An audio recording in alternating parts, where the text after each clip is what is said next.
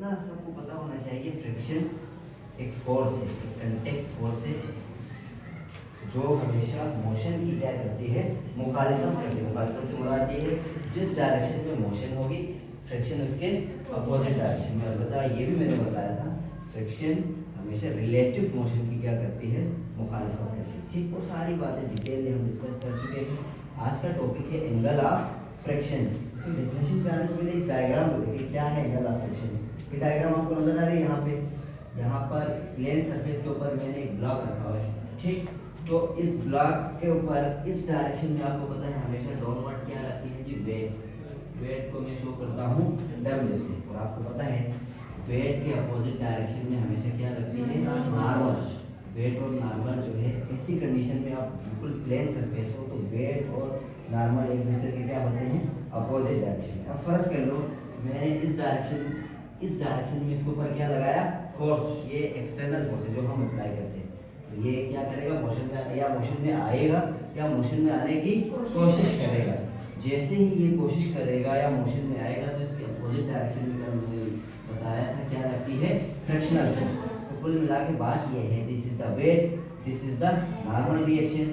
ये external force है और ये क्या है, फ्रिक्शनल फोर्स। बात आई समझ में। अब देखिएगा गौर से इस चीज को देखें, यहाँ पर नॉर्मल फोर्स की डायरेक्शन ये है, ठीक, और फ्रिक्शनल फोर्स की देखिए, फ्रिक्शनल फोर्स की डायरेक्शन आपको नजर आ रही है ये वाली। इसको मैं उठा के यहाँ रख सकता हूँ, देखो इसको मैं उठा के ऐसे यहाँ रख सकता हूँ। रख सकता कि नहीं रख सकता, ये भी एक वेक्टर है, ये भी क्या है, एक वेक्टर है। और हम वेक्टर एडिशन हमने पढ़ लिया head to tail rule. First vector को आप उठाओ, सेकंड वेक्टर की टेल को फर्स्ट वेक्टर के मैंने क्या रखा, हेड पर। फाइनली क्या करते थे, फाइनली फर्स्ट वेक्टर की टेल को आप जोड़ दो जी लास्ट वेक्टर के हेड के साथ।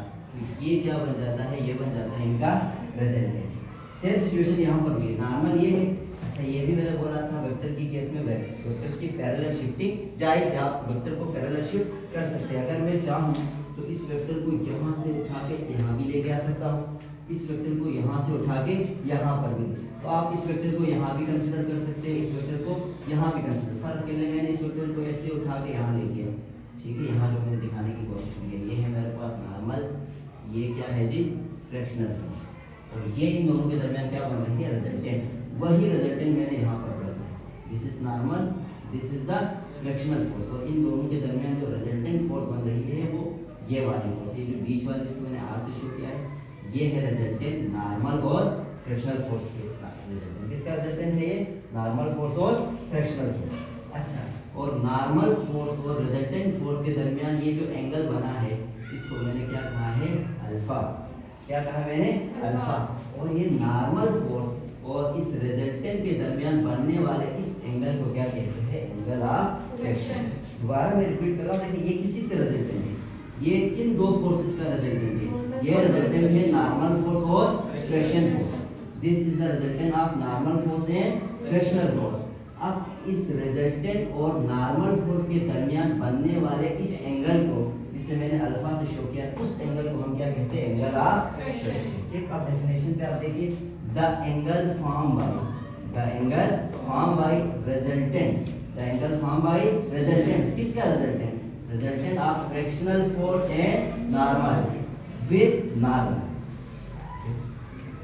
मिक्स नहीं करना इस चीज को, क्या कहा है, the angle form by resultant, वो एंगल जो रिजल्टेंट, किसका रिजल्टेंट, नॉर्मल फोर्स और फ्रिक्शनल फोर्स का रिजल्टेंट जो नॉर्मल के साथ एंगल बनाती है, उस एंगल को हम क्या कहते हैं, एंगल ऑफ फ्रिक्शन। बात क्लियर है कि नहीं है। अच्छा, इधर दो दफा नॉर्मल आए तो इसमें मिक्स नहीं करना भाई, क्योंकि ये रिजल्टेंट है फ्रिक्शनल फोर्स और नॉर्मल का। अब इस रिजल्टेंट और नॉर्मल के साथ, नॉर्मल के दरमियान बनने वाले इस एंगल को हम क्या कहते हैं, एंगल ऑफ फ्रिक्शन। याद रखिए, the angle form by resultant of frictional force and normal with normal is called angle of friction. अब ये जो रिजल्टेंट आता है फ्रिक्शनल फोर्स और नॉर्मल का, वो जो एंगल बनाता है दोबारा नॉर्मल फोर्स के साथ, उस एंगल को हम क्या कहते हैं, एंगल ऑफ फ्रिक्शन। और एंगल ऑफ फ्रिक्शन को हम किससे रिप्रेजेंट करते हैं, अल्फा के साथ। ठीक, अब इसके लिए एक छोटा सा एक फार्मूला भी हमने बनाया, यहाँ पे इधर देखिए, इन ट्रायंगल ABCD, इधर देखो, यहाँ पर ये जो ग्राफ बन रहा है, ये जो डायग्राम बन रहा है, इसके मैंने इस पोजीशन को कहा A,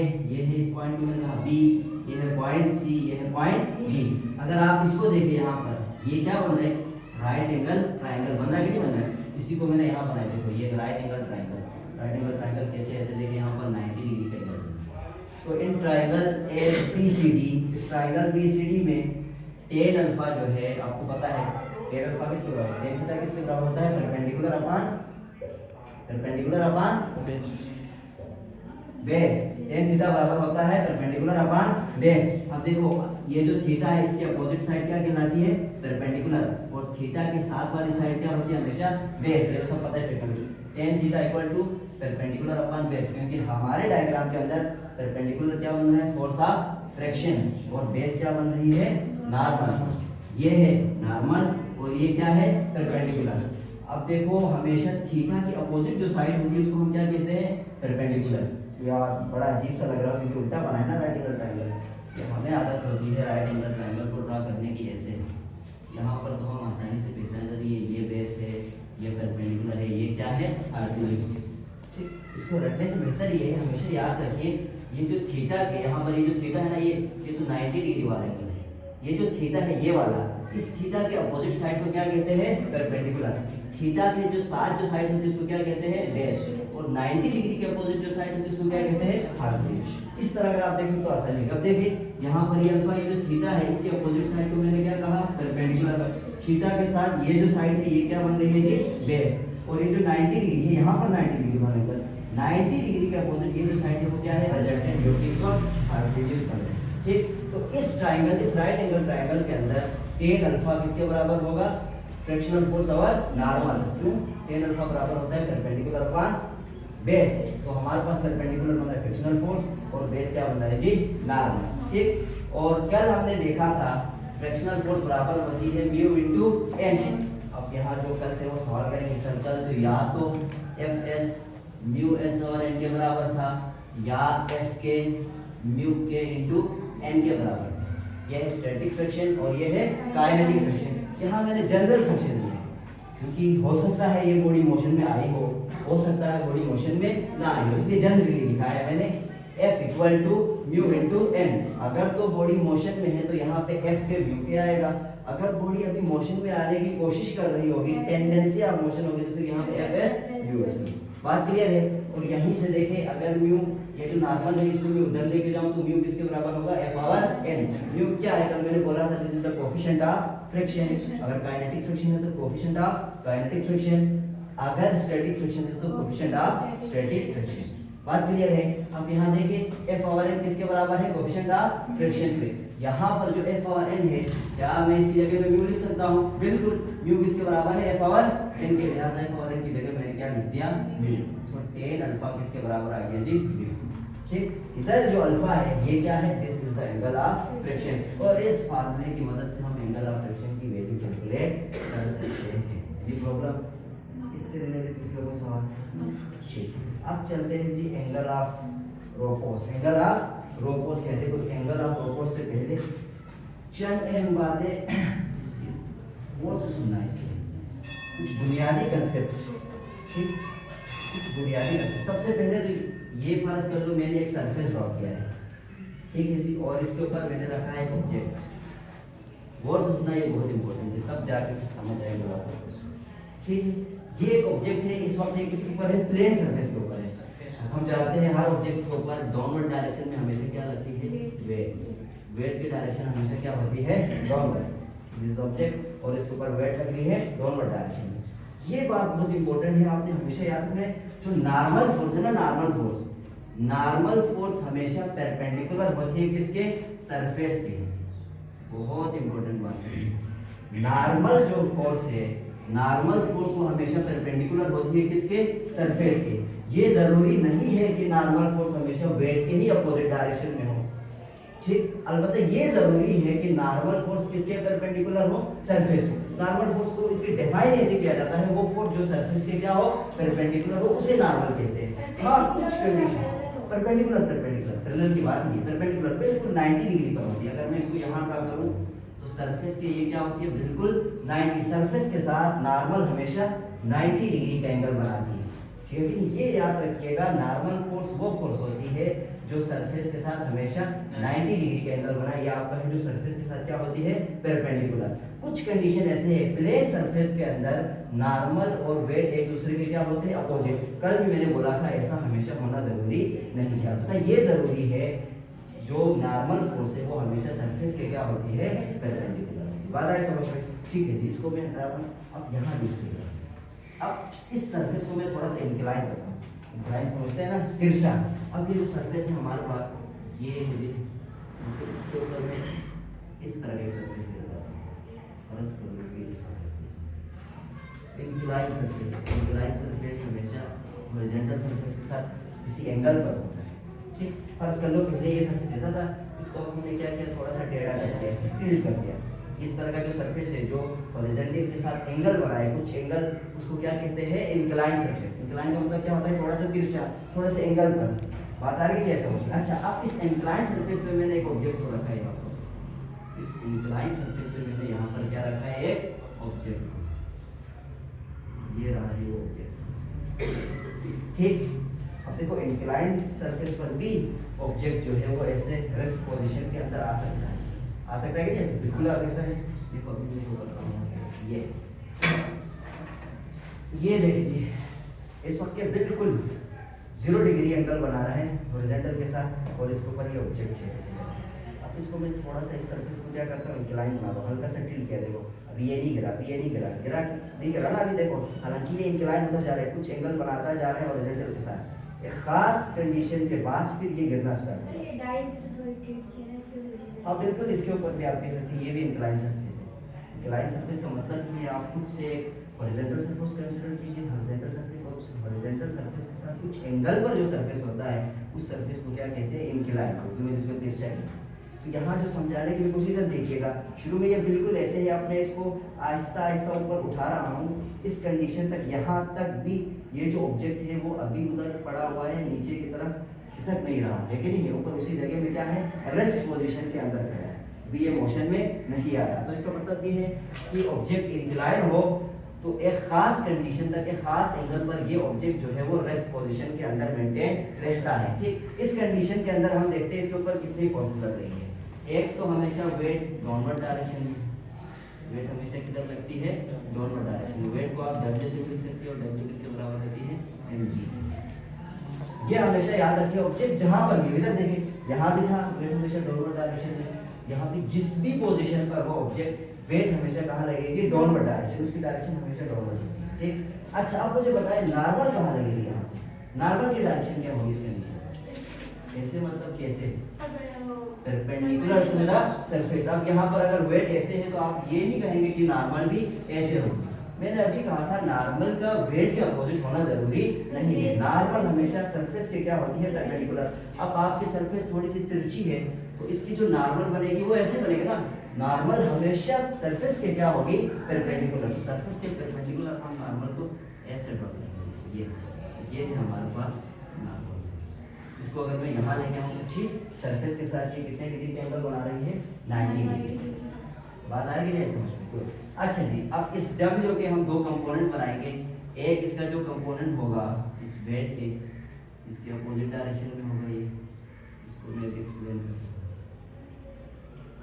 यहाँ पर इस डायरेक्शन में से, और एक इसका कंपोनेंट आता है इस डायरेक्शन में, इसके कंपोनेंट है ये वेट। इस कंपोनेंट को हम कहते हैं mg sin थीटा, इस कंपोनेंट को हम कहते हैं mg cos। ये जो मैंने रिजॉल्व किया है वेट को रिजॉल्व किया है, ठीक। देखो वेट ऐसे है कि नहीं है, डाउनवर्ड। अगर मैं इसको यहाँ से रिजॉल्व करूँ थोड़ी देर के लिए, मैं इसको हटा देता हूँ, ये क्या है जी, wait, this is the weight. अगर इस वेक्टर की मुझे रिजोल्यूशन करनी हो तो हमेशा आपको पता है रिजोल्यूशन करने के लिए हेड से एक परपेंडिकुलर लाइन गिराते हैं, ऐसे गिराते कि नहीं गिराते, ठीक। और यहाँ पर फिर उसकी बेस से उस लाइन को ऐसे जोड़ते थे, ठीक है। और यहाँ पर हम लेते हैं एंगल, एंगल की अपोजिट जो होती है, एंगल के अपोजिट जो साइड होती है उसको हम साइन थीटा कंसीडर करते हैं, और एंगल के साथ जो साइड है उसको हम क्या कंसीडर करते हैं, cos थीटा। अगर ये mg है तो ये क्या बनेगी, mg sin थीटा, और अगर ये mg है तो ये वाली साइड जो थीटा के साथ है उसको हम क्या लेते हैं, mg cos थीटा। थीटा के बिल्कुल अपोजिट वाली साइड को हम क्या कंसीडर करते हैं, mg sin थीटा, और थीटा के साथ जो साइड है उसे हम क्या कंसीडर करते हैं, mg cos थीटा। बात आ रही है समझ। अगर ये mg sin थीटा है, ये mg sin थीटा, तो क्योंकि ये साइड और ये साइड क्या है एक दूसरे के पैरेलल, तो पैरेलल साइड आपस में क्या होती है बराबर। या बनने में थोड़ा सा टेढ़ा हो गया लेकिन ये बिल्कुल पैरेलल साइड, ये साइड और ये साइड। अगर ये mg sin थीटा है तो फिर ये भी क्या है mg sin थीटा। लिहाजा इस साइड को मैंने क्या कहा है mg sin थीटा, और इस mg का ये वाला इस डायरेक्शन में जो कंपोनेंट आता है उसको हमने क्या कहा है mg cos थीटा। पता है कि नहीं समझ। इसी डायग्राम को मैंने यहाँ बनाया है। देखो ये ऑब्जेक्ट है कुछ एंगल इंक्लाइन सरफेस के ऊपर, इंक्लाइन सरफेस जो हॉरिजॉन्टल सरफेस के साथ जो एंगल बना रहा है उसको मैंने क्या कहा है थीटा है। और इस ऑब्जेक्ट पर डाउनवर्ड डायरेक्शन में जो फोर्स लग रही है वो क्या है जी mg। और इस mg के दो कंपोनेंट, एक कंपोनेंट बिल्कुल parallel to the incline surface वो क्या है mg sin थीटा, और एक कंपोनेंट बिल्कुल अपोजिट टू द नॉर्मल, एक कंपोनेंट क्या है अपोजिट टू द नॉर्मल, तो उसको हमने क्या कहा है mg cos थीटा। यहाँ mg cos थीटा कैसे आया, यहाँ mg sin थीटा कैसे आया, वो मैंने यहाँ देखो इसकी रिजोल्यूशन से, ये जो वेट है डाउनवर्ड डायरेक्शन में जो वेट लग रही है इसको आप रिजोल्व करें। इसको जब हम रिजोल्व करेंगे इसके दो कंपोनेंट, एक इस डायरेक्शन में कंपोनेंट आता है, एक इस डायरेक्शन में। थीटा के अपोजिट हमेशा क्या होता है, कौन सा कंपोनेंट होता है परपेंडिकुलर कंपोनेंट। थीटा के साथ हमेशा कौन सा कंपोनेंट होता है, कौन सा बेस होता है ना। थीटा के साथ वाले कंपोनेंट को हम बेस मान लेते हैं और थीटा के अपोजिट को हम क्या मान लेते हैं परपेंडिकुलर। ये परपेंडिकुलर है तो ये mg sin theta, this is mg, इसलिए ये mg sin थीटा, और बेस को हमने क्या कहा mg cos थीटा। तो अब देखो ये और ये क्या थे आपस में पैरेलल। अगर ये mg sin थीटा है तो फिर इसको भी मैं क्या कह सकता हूं mg sin theta. Basically mg sin theta यहां बनती है, आप इसको यहां से शिफ्ट करके यहां पर मिलता है कैसे, कहां पे, ये इसको मैंने इधर से शिफ्ट किया ना ऊपर, ये साइड यहीं पर है, ये जो साइड है वो ये है, देखो mg cos theta, mg cos theta ये वाली, ठीक। और यहाँ पर ये जो साइड बन रही थी इसको मैंने इधर शिफ्ट किया, ये mg sin थीटा है तो ये भी क्या है mg sin थीटा। इधर देखो ये वेट, इसलिए इसको मैंने क्या कहा है mg cos थीटा, और दूसरी जो साइड बन रही थी वो यहाँ पर बन रही थी, ऐसे ऐसे बन रही थी ये वाली, ये mg cos थीटा है और ये क्या है mg sin थीटा। अगर ये mg sin थीटा है तो ये लाइन और ये लाइन एक दूसरे के पैरेलल है कि नहीं है, और ये मैंने बताया था पहले ही पैरेलल वेक्टर्स क्या होते हैं इक्वल होते हैं। अगर ये mg sin थीटा है तो फिर ये भी क्या है mg sin थीटा, और ये जो एंगल यहाँ पर प्लेन के साथ बना है this is angle is called theta. अब देखिएगा वो से इसको हमने mg sin थीटा कहा है, और इस डायरेक्शन में जो फोर्स लग रही है वो कौन सी फोर्स है फ्रैक्शनल फोर्स। ये कौन सी फोर्स है नॉर्मल, इसके अपोजिट कौन सी फोर्स लग रही है mg cos थीटा, ठीक। अब देखते हैं एंगल ऑफ प्रोपोज क्या है। अभी अब दोबारा इधर देखिएगा, जैसे ही मैं इसको इस सरफेस को इंक्लाइन करता हूं, इस सरफेस को जैसे ही मैं ये बिल्कुल अभी बिल्कुल 0 डिग्री पे फर्ज कर लो, ये सरफेस बिल्कुल ये है 0 डिग्री, ठीक। आहिस्ता आहिस्ता मैं इस सरफेस को क्या कर रहा हूँ टिल्ट करता जा रहा हूँ, इंक्लाइन करता जा रहा हूँ, इंक्लाइन करता जा रहा हूँ। तो इंक्लाइन करते ही ये ऑब्जेक्ट यहाँ से नहीं गिर रहा, ठीक है कि नहीं। देखो एंगल आया है, कुछ ना कुछ एंगल आया है, लेकिन ऑब्जेक्ट अभी तक किसमें है रेस्ट में। मैं इस एंगल को बढ़ाता जाऊंगा, बढ़ाता जाऊंगा, बढ़ाता जाऊंगा, बढ़ाते बढ़ाते ये देखो अब ये गिरना शुरू हो गया, ठीक। लेकिन मैं उस पर इंटरेस्टेड हूँ, मैं खास एंगल पे इंटरेस्टेड हूँ, मैं उस एंगल पर इंटरेस्टेड हूँ, उस खास एंगल पर जहाँ से वो एंगल आते ही ये जो ऑब्जेक्ट है गिरना स्टार्ट हो, जस्ट ये स्टार्ट करे स्लाइड करना, ठीक है। देखो ये एंगल पहले ये एंगल बढ़ता जा रहा है, इस वक्त ये किसमें है रेस्ट में, इसको मैं बढ़ाता जाऊंगा, बढ़ाता जाऊंगा, अभी तक ये रेस्ट में, अभी तक ये स्लाइड नहीं कर रहा है अभी तक। अच्छा एक खास एंगल पर, एक मखसूस एंगल पर ये क्या करेगा स्लाइड करना शुरू कर देगा। वो खास एंगल, वो मखसूस एंगल जिस पर ये ऑब्जेक्ट नीचे की तरफ स्लाइड करना शुरू कर देगा, उस खास एंगल को क्या कहते हैं एंगल ऑफ। इससे नीचे जो एंगल होगा उस पर ऑब्जेक्ट किसमें है रेस्ट में है, उससे एंगल जब बढ़ जाएगा तो फिर ये ऑब्जेक्ट किसमें आएगा मोशन में आएगा। लेकिन उस खास एंगल पर ऑब्जेक्ट क्या करता है मोशन में आने की बिल्कुल कोशिश करता है, जस्ट मोशन में आने की क्या करता है कोशिश करता है, यानी कि उससे एंगल कम होगा तो ऑब्जेक्ट किसमें होगा रेस्ट में होगा। अब उस एंगल से मामले से भी आप एंगल बढ़ाओगे तो फिर ये किसमें आएगा मोशन में आएगा।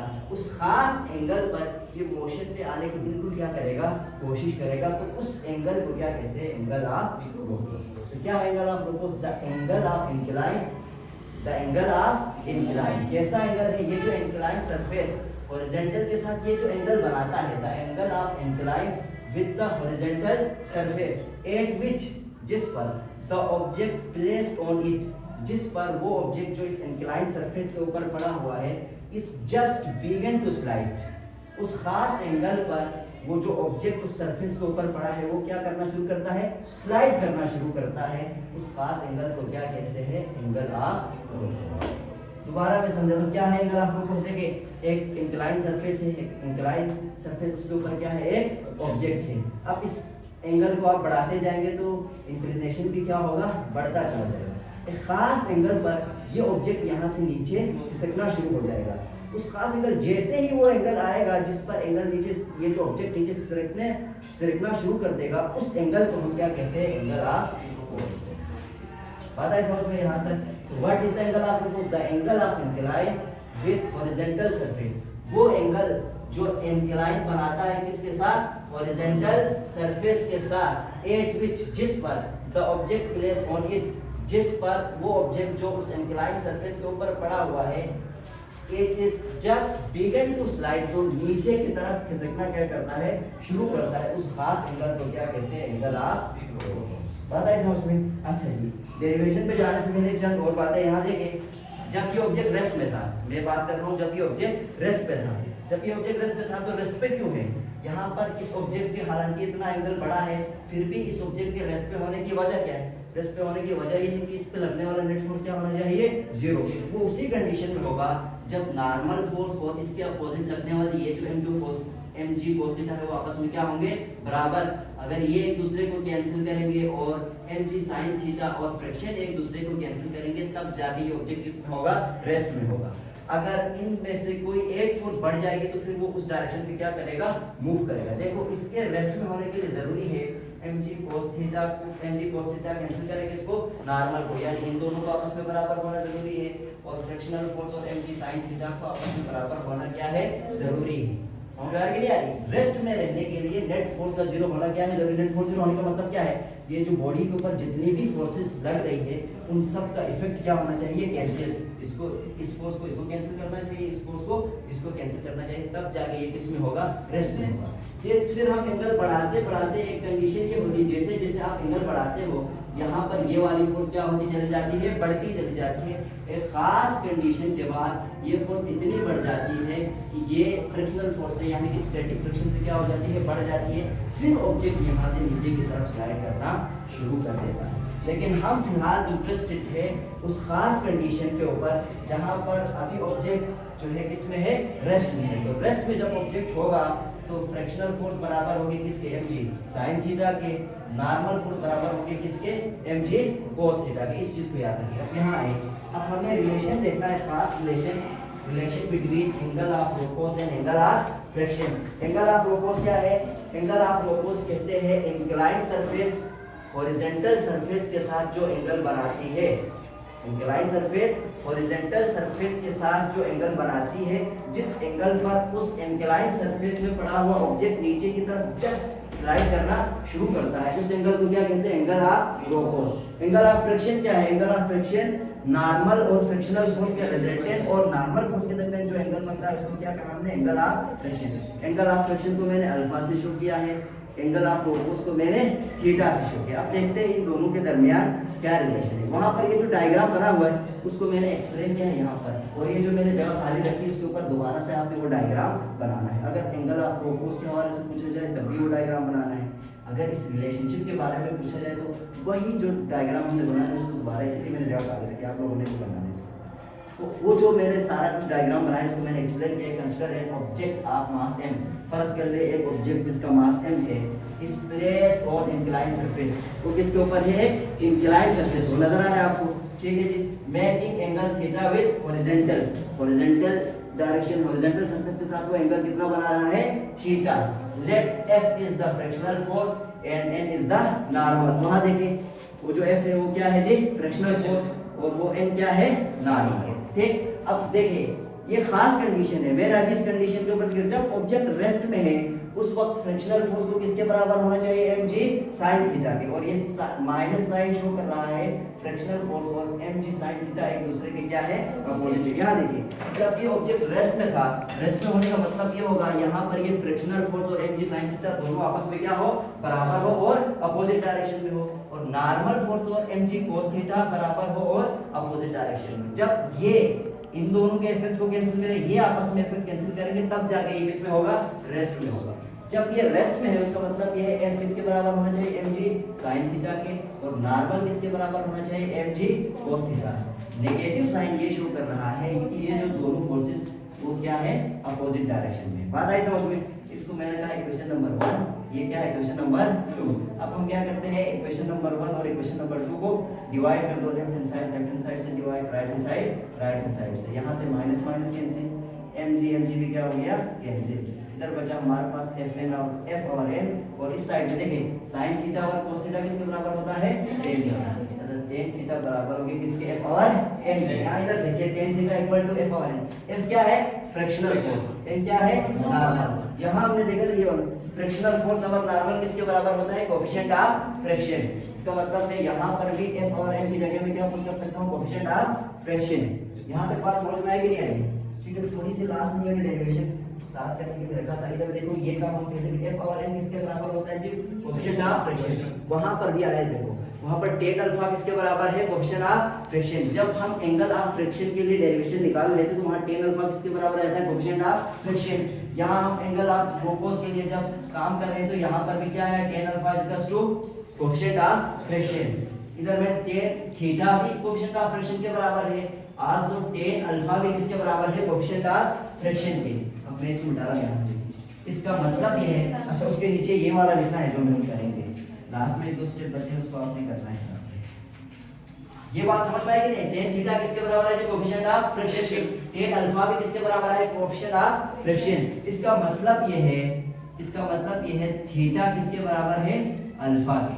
थीटा क्या है, एंगल ऑफ रोपोस, अल्फा क्या है, एंगल ऑफ फ्रिक्शन।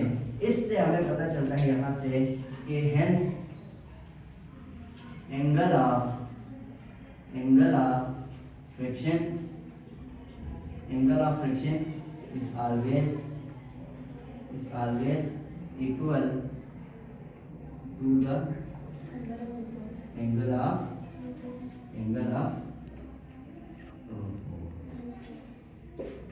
कैसे, यहाँ देखें उधर जब हम कैलकुलेशन कर रहे थे एंगल ऑफ फ्रिक्शन के लिए, tan अल्फा किसके बराबर आया था, कोएफिशिएंट ऑफ फ्रिक्शन के।